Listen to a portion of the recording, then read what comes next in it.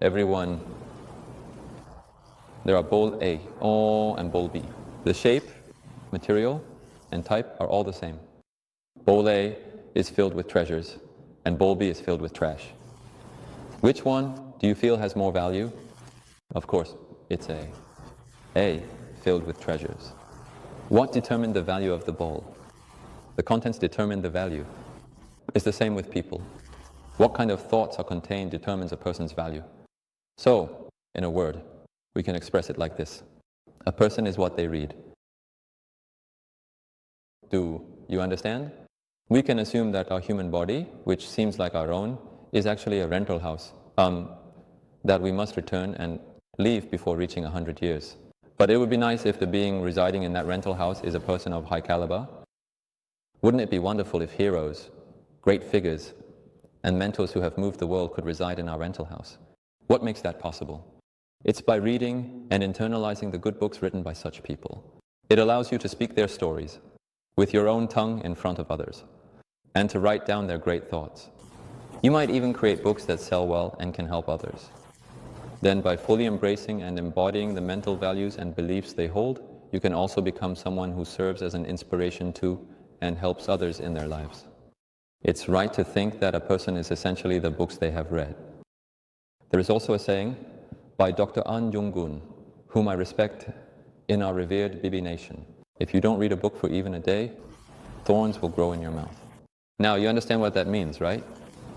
If you don't continue reading every day and let the thoughts of great people reside in your body and mind, it's not just that you haven't done it.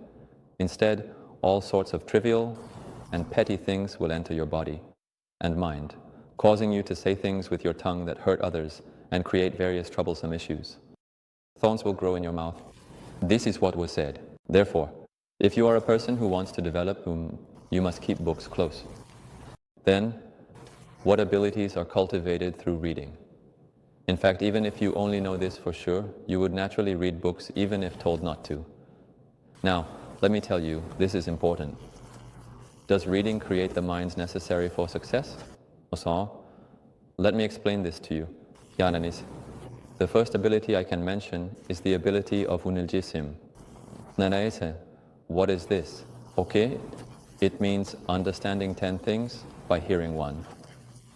By reading a lot of books, we develop the ability to grasp sentences with a focus on the main theme.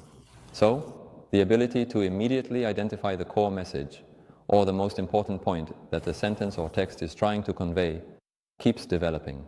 As you continue to develop these core comprehension skills, your abilities in inference and reasoning are also cultivated simultaneously.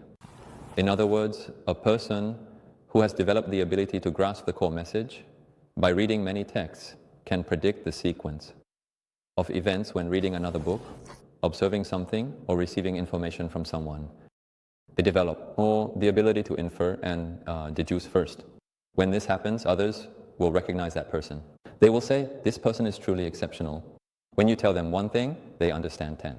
In this case, there wouldn't be a single company CEO who wouldn't want to hire such a young person. Thus, the ability to grasp multiple things at once when hearing just one.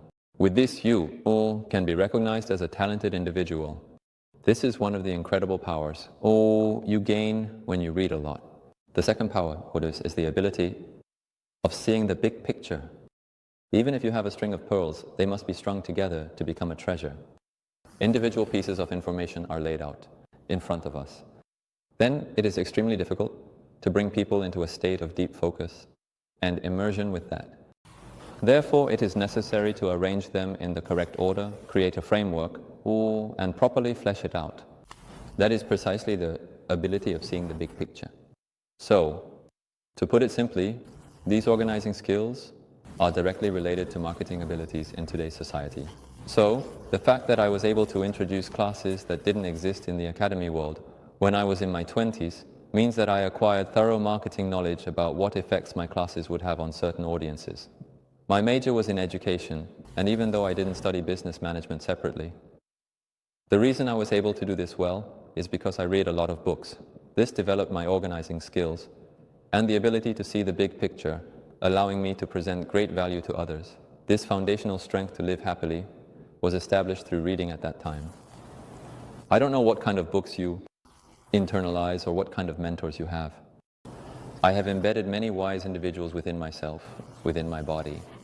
That's why my confidence is always greater than others. And it's because of this reason. I hope you also read good books as soon as possible so you can have such confidence.